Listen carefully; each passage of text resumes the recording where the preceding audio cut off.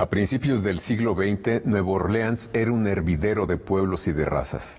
La ciudad había estado bajo el dominio español y francés y después ingleses, italianos, alemanes y esclavos negros se incorporaron. Todos los inmigrantes amaban su propia música. La historia del jazz es corta, pero no menos significativa. En menos de medio siglo, pasó de ser una simple música folclórica a convertirse en una expresión artística considerablemente sofisticada. Las melodías vocalizadas de las canciones de trabajo formaron la base de su estilo instrumental y la combinación de baile y marcha cimentó sus ritmos. El jazz se inició como una música social, como la respuesta natural de la población negra del sur de Estados Unidos a sus penas y opresiones, a sus esperanzas y aspiraciones. Para hablarnos de los 125 años del jazz en México, invitamos al crítico Antonio Malacara, un gran conocedor del género. Gracias, Antonio, por acompañarnos. Hola, gracias a ti. Buen día. ¿Cómo se incorporó el jazz en nuestro país donde los géneros musicales son tan diferentes? ¿Cómo se incorporó al país? Es todavía una pregunta.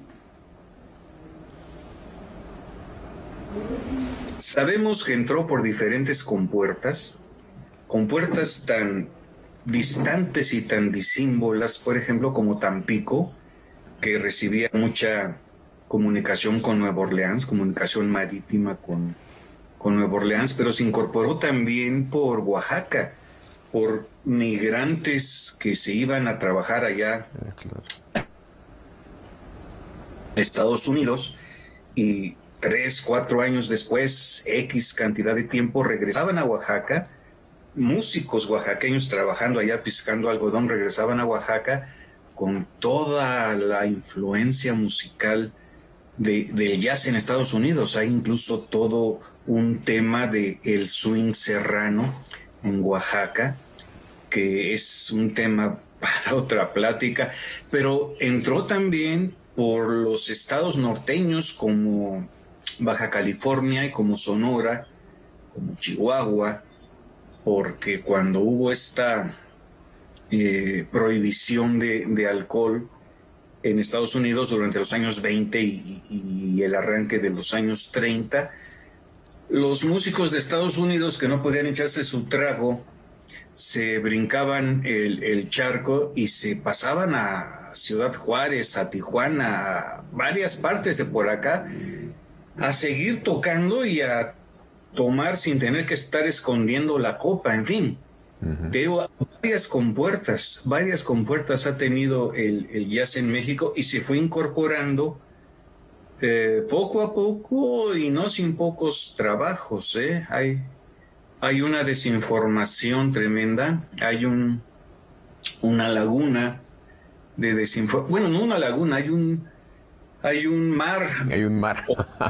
De desinformación de principios del siglo XX, porque el jazz estaba muy mal visto y no solo subvalorado y mal visto, sino que estaba también reprimido por actitudes fuertes de los gobiernos. Concretamente, José Vasconcelos hablaba pestes del jazz.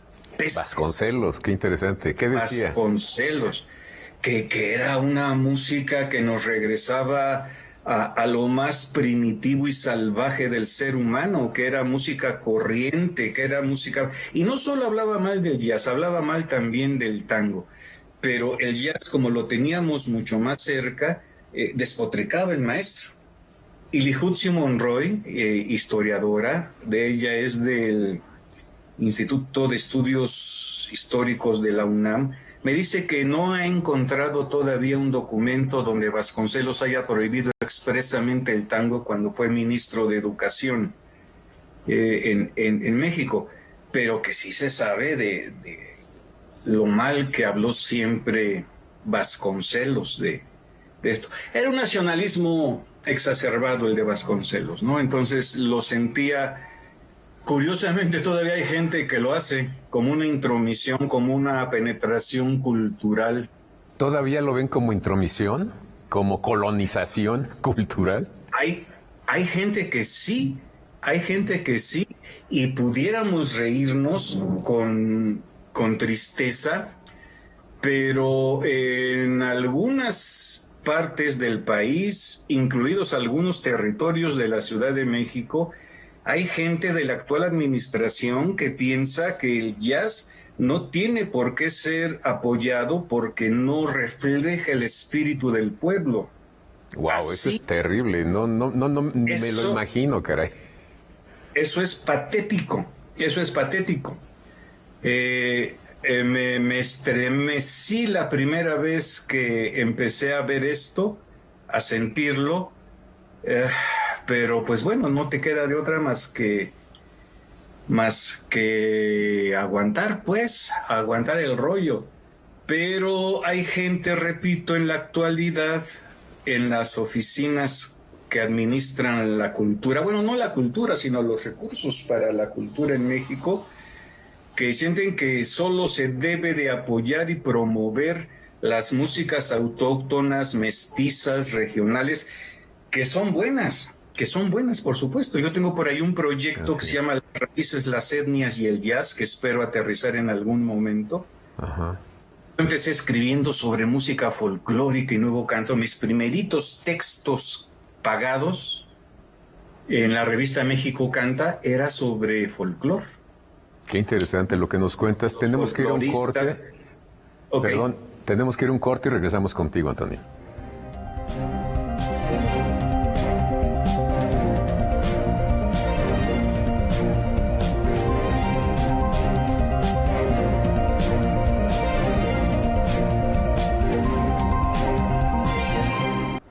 Les recuerdo que estamos conversando con Antonio Malacara, crítico de música, sobre ese género que nos sigue moviendo los pies de muchas maneras, que es el jazz. Antonio, nos diste dos datos interesantes, particularmente en el fragmento anterior. Uno es que el jazz, lejos de pensar que había entrado solamente por el norte, llegó también por Oaxaca a través de los migrantes que trabajaban en los campos de algodón y en otros lugares. Y el otro dato es que aún existen en México autoridades, administradores, digamos, de recursos públicos que no consideran que se deba apoyar las expresiones artísticas o musicales del jazz porque lo ven como algo externo. Nos decías que eso ocurre tanto en la Ciudad de México como en algunos estados. Se está, digamos, perdiendo esta mala imagen del jazz como elemento colonizador, o ves que se ha enquistado en algunas zonas? A nivel general, no se ha enquistado ni mucho menos. Seguimos siendo una minoría los que oímos jazz o los músicos que tocan jazz, seguimos conformando una minoría, pero cada vez esta minoría es más grande, una inmensa minoría. Exacto. Como decían los gitanos por allá por el siglo XIV, XV, que eran una inmensa minoría.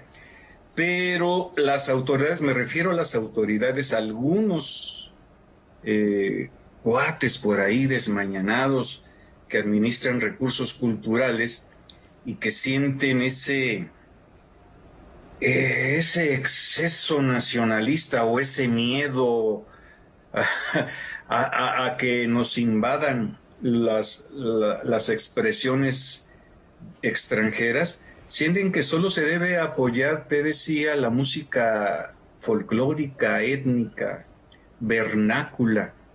Y te comentaba que yo no estaré nunca en contra de esas músicas, me gustan mucho, y te comentaba que yo inicié escribiendo sobre todas esas músicas en México Canta, en la revista México Canta.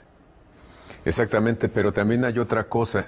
Sé por ti y por algunos textos que has publicado que también esos grupos, por ejemplo, de Oaxaca, de Chiapas, que han tenido contacto con Estados Unidos de manera directa porque han trabajado allá, han adaptado, digamos, ese género musical, el jazz, también a muchas tradiciones de ellos y han dado, digamos, un nuevo brío precisamente a los acordes jazzísticos. ¿Nos puedes comentar algo al respecto? Sí, y de hecho te comentaba de un proyecto que tengo, las raíces, las etnias y el jazz es precisamente porque a lo largo y ancho del país se están retomando, que no rescatando, sino retomando las músicas étnicas y las rediseñan, étnicas, folclóricas, vernáculas, mestizas, todas estas expresiones musicales de los diferentes pueblos del país. Muchos músicos de jazz, y digo muchos porque es en todas partes, o en casi todas partes, toman las músicas y las filtran por los códigos del jazz. No solo las meten al balanceo del swing desde los años 50, muchos jazzistas o varios jazzistas mexicanos tomaban piezas populares desde el Tipi Tipitín o Amorcito Corazón y cosas así, y las balanceaban, les daban este mecer del swing jazzístico y las grababan. Era un buen ejercicio, le gustaba mucho a la gente, nos gustaba mucho porque yo desde niño escuchaba cómo mi papá ponía algunas piezas de esas, pero ahora el rollo no es meramente balancear en swing la música tradicional, sino es rediseñarla, es realmente enlazarla con la gramática jazzística y hacer totalmente una música nueva que no siempre es del agrado de los músicos tradicionales. En Oaxaca, por ejemplo, el grupo Nundubaya, que son músicos del Alta Mixteca, han sido agredidos por músicos tradicionales cuando escuchan alguna chilena o algún son oaxaqueño, pasado, te digo, por los filtros, por la gramática del jazz, siente que es una falta de respeto, pero hay otros que lo admiramos enormemente y que nos gusta mucho ese tipo de haceres musicales. Digamos que son aportaciones de músicos mexicanos tradicionales a este gran cuerpo que es el jazz. Son aportaciones de los herederos de los músicos tradicionales. Estos músicos que te digo de Oaxaca, de Nundubaya, son nietos de músicos tradicionales, de grandes maestros de la Alta Mixteca, pero ahora estos jóvenes ya estudiaron jazz. Onésimo García, trompetista y director del grupo, por ejemplo, él vino a estudiar jazz a la Ciudad de México, a la Escuela Superior de Música de Bellas Artes, donde se hizo la primera licenciatura en jazz. Regresó y allá ha estado haciendo cosas, pero hay muchos otros ejemplos. Desde hace muchos años, el grupo Orbis Tertius en Jalapa, por ejemplo, el son veracruzano lo enlaza con el jazz y suena también sensacional. O en San Luis Potosí hay un grupo que se llama Huasteco, con doble Z, Huasteco, y primero hicieron un octeto con 4 músicos tradicionales, ellos sí, maestros tradicionales de Huapango, y un cuarteto de jazz, su cuarteto de jazz. Se oía un poquito distorsionada la primera época, la primera era de Huasteco, pero poco a poco fueron logrando sus objetivos. Hay por ahí ya 2 discos con esto. En Chihuahua existió, lamentablemente tuvieron que dedicarse a otras cosas, pero existió el grupo del Desierto Jazz. Ellos fusionaban, enlazaban la música rarámuri con el jazz. Bueno, los rarámuris que siempre han sido un poco reticentes a aceptar ellos a las costumbres occidentales, pero ahí estaba eso en las altas sierras de Chihuahua. No, pues qué interesante lo que nos comentas, porque finalmente se aclimató ya el jazz en muchas zonas diferentes, de manera distinta además, y nos das un dato interesante, que en la Escuela de Música, Nacional de Música, se da la clase de jazz. Uno puede estudiar jazz ahí Y por esta razón no podríamos verlo como algo totalmente ajeno a nosotros, sino forma parte de nuestra formación. Claro, bueno, desde hace mucho se dan clases de jazz, se dan clases de instrumentos a nivel individual, pero también de armonía jazzística, se dan clases de improvisación, se dan clases de varias cosas, pues, pero se daban clases como un taller de jazz,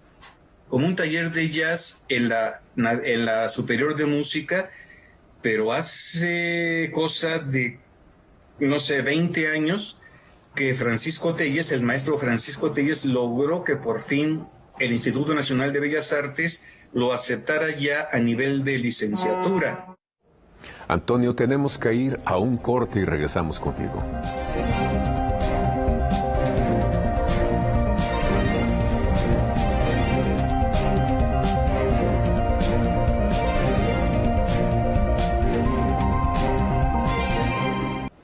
Antonio Malacara, para recordarnos que el jazz forma parte también ya de nuestra cultura. Hace 125 años que está entre nosotros. Tú organizaste un ciclo, de conferencias, de pláticas, una gira virtual para marcar lugares en donde esta expresión artística está viva. Háblanos de ello, por favor. Es una gira virtual, evidentemente, por los tiempos que corren, que pretende recorrer el mayor número de universidades en el país para platicar de 125 años de jazz en México. Todavía hay gente que me pregunta si realmente existe el jazz en México, y cuando han llegado a escuchar esto de 125 años de jazz en México, se quedan así con la boca abierta. Yo les explico a los que me han preguntado directamente que no es una historia lineal con una continuidad absoluta, que ha habido baches, como lo comentábamos, ha habido mucha desinformación a principios del siglo XX, pero que siempre ha estado presente, que los músicos mexicanos han estado presentes desde el nacimiento mismo del jazz en Nueva Orleans, o un poco antes incluso. Ahí estaban José Vascaro, Joe Vascaro, conocido ahí en algunos textos, pero sobre todo el famoso Lorenzo Tío, un clarinetista que es mencionado en varios libros, no solo mexicanos, de los pocos que hay en México, sino el mismo W.C. Handy, el célebre compositor del San Luis Blues, lo nombra en su autobiografía, y lo nombra con admiración y asombro de cómo Lorenzo Tío tocaba y cómo le fue enseñando incluso ciertos toques de improvisación a los músicos negros que poquitito después iniciarían toda esta revuelta cultural, artística que se empezó a conocer como jazz. Ahí estaba ya Lorenzo Tío. Por eso digo 125 años, probablemente son 126 o 127, pero le puse a la gira 125 años porque el 125 suena mejor como título de gira. Oye, Antonio, tú hiciste un mapa espléndido, digamos, de la presencia del jazz en México, pero me da la impresión que hace falta también tener una especie de enciclopedia para todos estos datos que nos estás compartiendo, los jóvenes puedan consultarlos, verlos y entender, digamos, las relaciones y ver posibles puentes para relacionarse con otros jóvenes en la República. ¿Hay algún trabajo que haga esto? ¿O que dé cuenta de ello? De hecho, estoy trabajando en el atlas que mencionas, el Atlas de Jazz en México. Se menciona festivales de jazz, programas de radio especializados, los lugares en cada ciudad, pero no se habla de discos. Entonces ahora estoy haciendo una enciclopedia fonográfica. Ya se publicó el tomo 2, estoy trabajando en el tomo 3, va en orden alfabético, van a ser 4 tomos, probablemente 5, si el Santo Niño de Atocha y sus providencias nos ayudan, probablemente se vaya a 5, es muchísimo. Yo tenía la ingenua idea de que conocía más o menos el número aproximado de discos de jazz, pero cuando saqué la lupa, este número se ha seguido multiplicando. Hay muchas cosas que siguen saliendo. Y lo que comentas es totalmente punto central. Yo siento que no solo es construir puentes, que lo estamos haciendo, mi trabajo de hecho es de constructor de puentes, pero también de catalizador. A mí me gusta más el trabajo de investigación. Tengo una columna en La Jornada desde hace 25 años, donde me pagan por dar mi opinión. Una columna de jazz.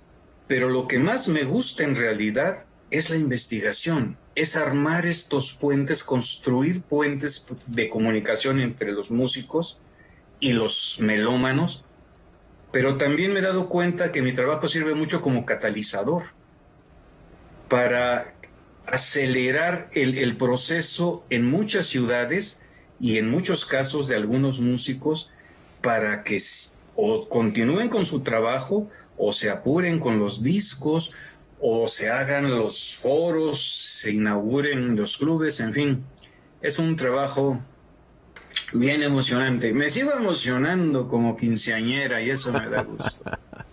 Entonces necesitamos visibilizar esta expresión de los jóvenes, porque hay muchos jóvenes, como bien nos dijiste, que son los hijos y quizá los nietos de los músicos tradicionales quienes están incursionando en el jazz de manera muy interesante, pero necesitamos ver qué están haciendo, saber dónde podemos conseguir sus discos o dónde podemos acudir para hacernos de su música, precisamente para asimilar más ese otro México que también forma parte de este. Por supuesto, por supuesto. México es muchos Méxicos, lo sabemos, pero este México jazzístico tiene una calidad tremenda.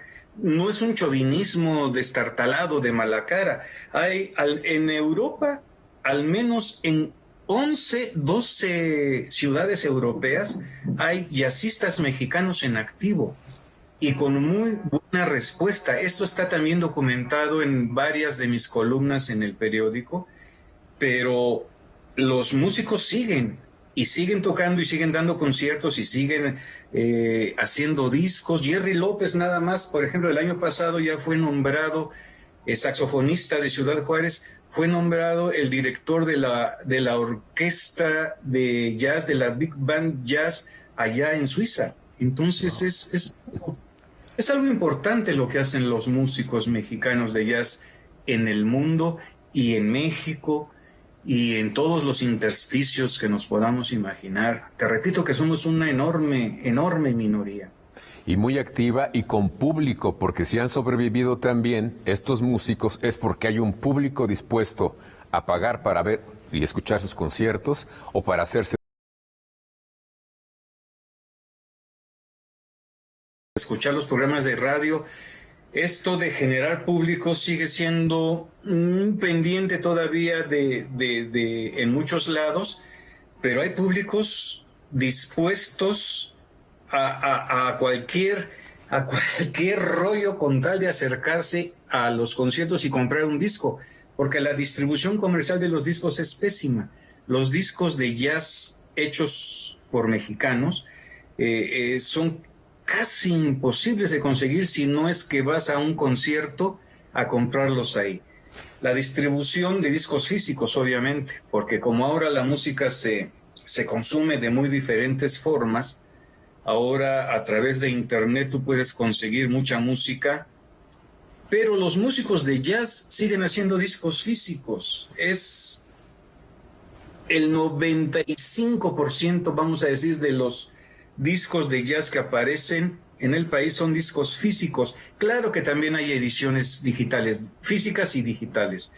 Así es. Pero no Antonio, es... No, estamos a punto de terminar. ¿Quieres compartirnos, digamos, algunas sedes de esta gira?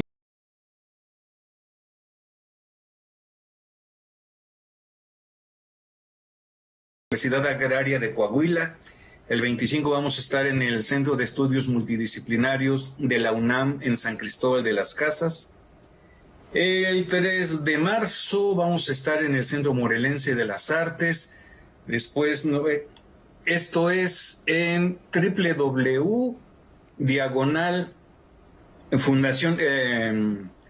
facebook.com/Fundación Sebastián /live. es donde todos se pueden conectar gratuitamente si quieren asistir a estas sesiones, aunque la sesión de preguntas y respuestas es solo con los alumnos de cada universidad, cualquiera puede entrar como espectador de las sesiones. Pues muchísimas gracias, Antonio, y gracias a ustedes por habernos acompañado aquí, conversando sobre el jazz, este ritmo musical tan presente entre nosotros desde hace más de 100 años. Los esperamos la próxima semana.